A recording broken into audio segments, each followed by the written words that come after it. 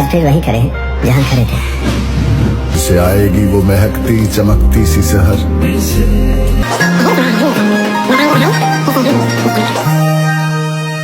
یہ آخری پہر کی گھٹتی ہوئی تاریکی پھر سے، تاکہ پھر سے کرپشن کا بازار گرم کریں. پھر سے ایون فیلڈ جیسے شاہانہ فلیٹ پاکستانی عوام کے پیسوں سے بنائیں.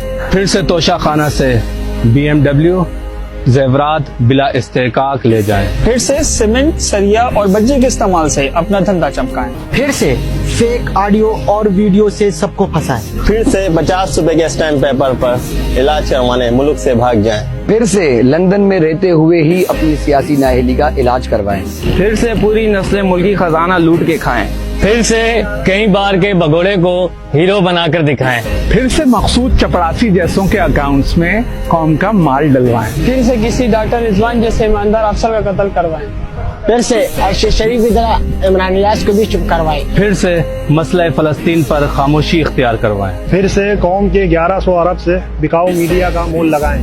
پھر سے لوٹے ہوئے پیسوں سے بیرون ملک سرجریاں کروائیں. پھر سے شیر کی کھال پہنے گدھے کو قوم کا لیڈر بنائیں. مگر اس بار ایسا نہیں ہوگا. پاکستانی قوم باشعور ہو چکی ہے اور تمہارے مکر و فریب کو جان چکی ہے. اس قوم کا لیڈر صرف عمران خان ہے.